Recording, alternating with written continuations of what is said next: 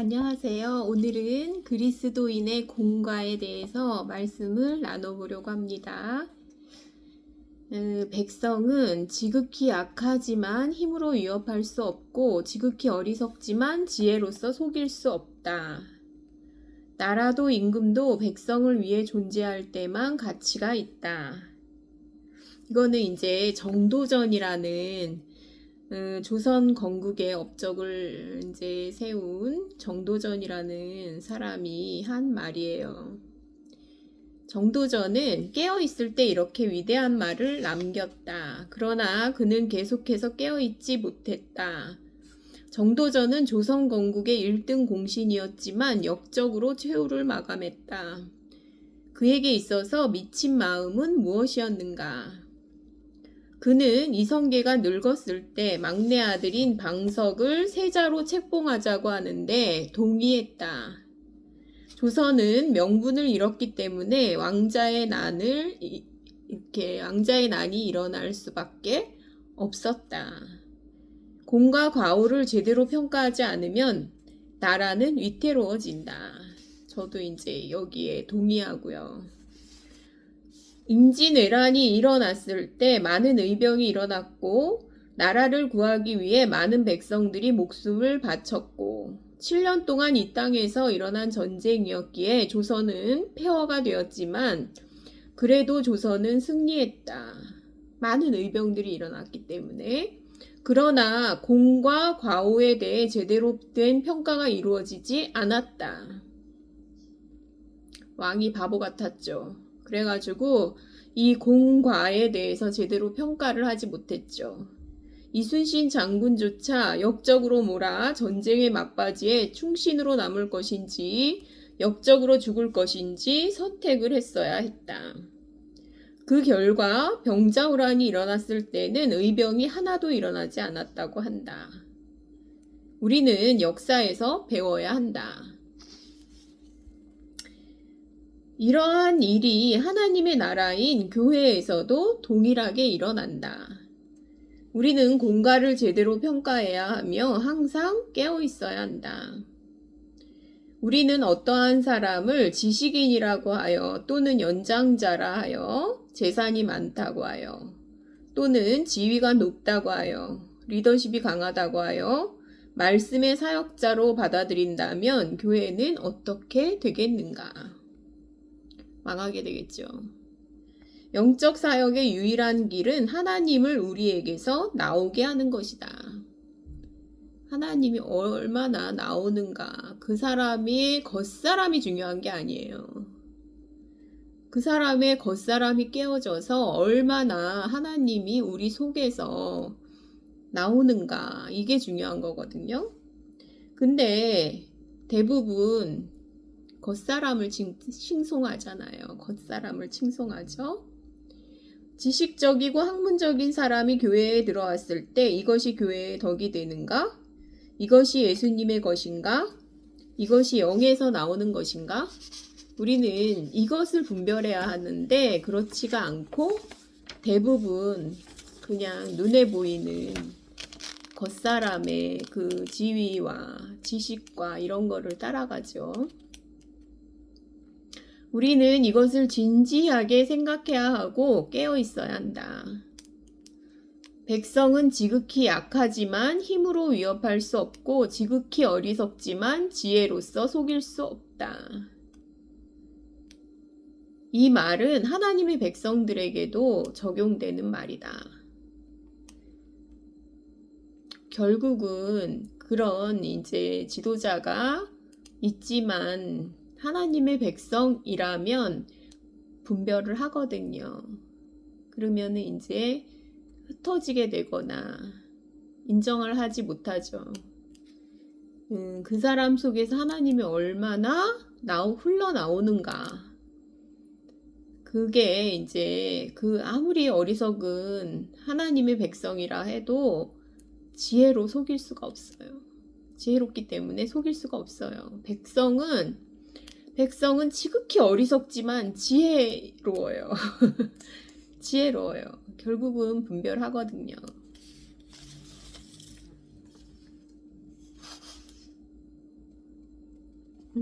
그 다음에 이제 제가 이제 이거는 어떤 글에서 이제 읽은 건데요. 평안과 행복은 차이가 있다.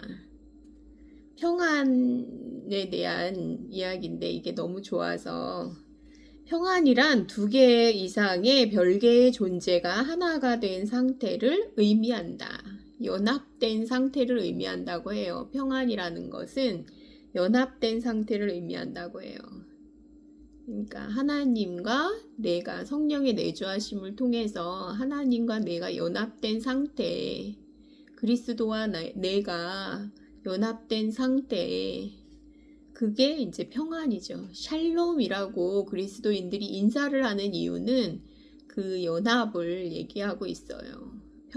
평안을 가지고 있는 사람들이라는 뜻이에요. 그래서 평안이란 두 개의 별개의 존재가 하나로 연합된 상태를 의미한다고 해요. 그런데 행복이라는 것은 해피니스에 나타나듯이 해픈, 어떤 사건에 의해서 발생한다는 거예요. 어떤 일이 잘 될 때 느끼는 인간의 감정을 행복이라고 한다는 거예요. 그렇기 때문에 어떤 일이 잘못되면 금방 불행해지기도 한다. 그러니 어떤 형편이나 상황에 따라 변하는 행복과 그리스도 안의 연합으로 인한 마음의 평안, 샬롬과는 차이가 있는 것이다. 그렇죠.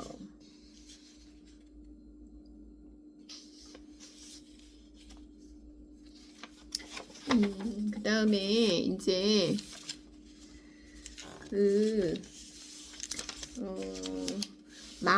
마음을 지키라 그러잖아요. 마음은 우리 인격의 가장 중심이자 욕망이 자리한 곳이며 사랑과 하나님이 만나는 곳이다. 그래서 모든 지킬 만한 것보다 너희 마음을 지켜라 이러거든요. 너희 마음을 지켜라. 그래서 이제 모든 지킬 만한 것 중에서 더욱 내 마음을 지키라. 생명의 근원이 이에서 남이니라. 잠언 4장 23절 말씀이 이제 이 마음이 인격의 가장 중심이자 욕망이 자리한 곳이며 하나님과 사람이 만나는 곳이다. 그렇기 때문에 마음을 지켜라 하는 말씀이 있잖아요. 그래서 지식적이고 학문적인 사람이 교회에 들어왔을 때 이것이 교회의 진짜 덕이 되는가? 이것을 이제 진짜 하나님의 백성들이 깨어 있어야 하고 이것이 진짜 영에서 나오는 것인가? 이것이 속사람에서 나오는 것인가? 이것을 잘 분별을 해야 된다는 거죠. 우리는 교회에 대한 이상을 가지고 있어야 돼요.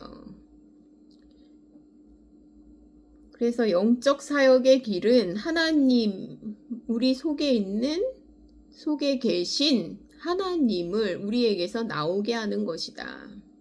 생명의 성령의 법은 오직 영을 쫓는 사람에게만 효능을 발휘한다. 신령한 것을 생각하는 사람이 영에 속한 사람이다. 육신의 일을 생각하지 않는 사람만이 영에 속한 사람이다. 육신의 일을 유념하지 않는 사람만이 영의 일을 유념할 수 있고 영의 일을 유념하는 사람만이 성령의 법의 효능을 얻을 수 있다. 사람의 영이 길을 얻지 못할 때 성령도 길을 얻지 못한다. 겉사람에게 수중에 든 일이 있다면 속사람은 흘러나오는 통로를 잃게 된다. 사역은 우리 사람이 어떠한가에 달려있다. 우리가 유용한 그릇이 되기 위해서는 우리의 겉사람이 어떠한가에 달려있다. 그러니까 영에 속한 사람은요. 육신의 일을 생각하지 않고 하루 종일 영의 일을 생각하는 신령한 것을 생각하는 사람이 영에 속한 사람이라는 거예요. 근데 육신의 일을 생각하면서 영에 속한 사람이 될 수가 없는 거죠.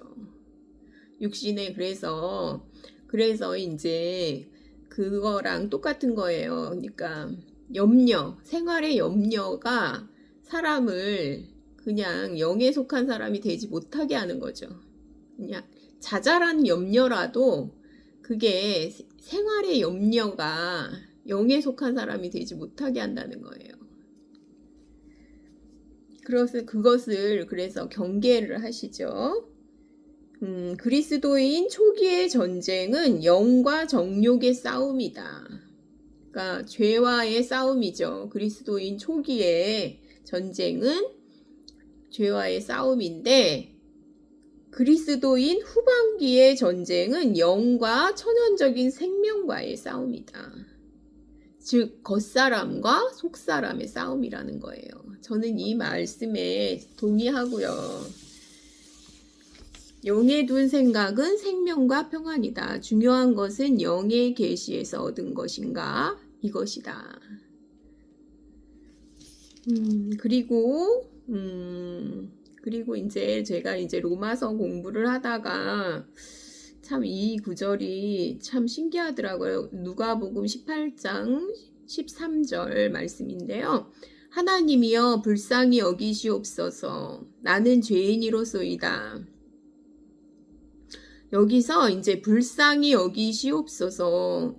그러니까 그게 세리가 이제 의롭다함을 얻고 내려온다 그러잖아요. 기도하러 이제 성전에 올라간 두 사람 말씀인데요. 세리와 바리새인이 이제 성전에 올라가는데 바리새인은 이렇게 기도하잖아요. 나는 일에 한 번씩 금식하고 11조를 하고 내가 저 세리하고 같지 않은 것을 감사하나이다. 이렇게 이제 기도를 하죠.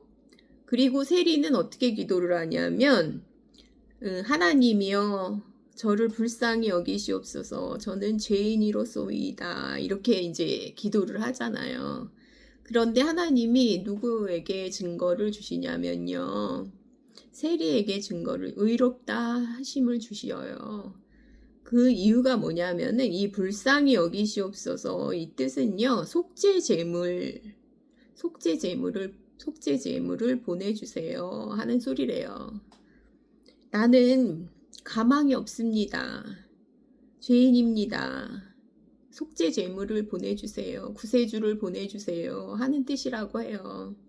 그래서 속죄제물 힐라스모스란 뜻은 그의 죄를 용서하시고 그를 축복하실 수 있도록 속죄제물 곧 구세주를 보내달라는 내용이라고 해요. 너무 신기한 거예요. 그래서 이 사람이 구원을 받게 되는 거예요. 참 신기하죠. 그래서 오늘은 이제 공과, 그리스도인의 공과, 그게 이제 지식이 많은 사람, 또는 어떤 존경할 만한 외모, 그게 이제 있는 사람이 그 교회의 머리가 된다는 것은 진짜 너무 슬픈 일이죠. 우리 그리스도인들이 깨어있지 못하고 또 교회에 대한 이상이 없기 때문에 그렇게 되는 거죠. 사실은 그리스도인의 모임은 이 간증을 함께 나누는 그런 모임이 돼야 되죠. 그리고 그리스도가 머리가 되시는 그런 모임이 되어야지 그게 이제 일방적인 지식의 전달이나 아니면은 학문의 그런 강연장이 되어서는 안 된다는 거죠. 그러면 간증은 사실은 어린아이도 할 수 있는 거거든요. 간증은, 나눔은 어린아이도 할 수 있는 거거든요. 우리 속에 계신 하나님이 나타나시는 거, 그런 게 이제 교회 모임이 되어야 된다 하는 그런 마음이 들어요. 그리고 그 일방적인 지식의 전달이나 이런 것은 너무 지루하고요. 우리의 영적인 양식이 될 수가 없고요. 그런 것은 뭐 들어봤자 그렇잖아요. 그러니까 말씀과 성령, 그러니까 말씀과 성령인데요. 그게 이제 성령으로 체험이 되는 그런 간증을 나누는 게 얼마나 아름다운지, 이것의 맛을 본 사람들은 그런 모임은 할 수가 없는 거죠, 진짜. 앞사람 뒤통수만 보고 있다가 나오는 그것을 예배라고 할 수가 없는 거죠. 이상 마치겠습니다. 감사합니다.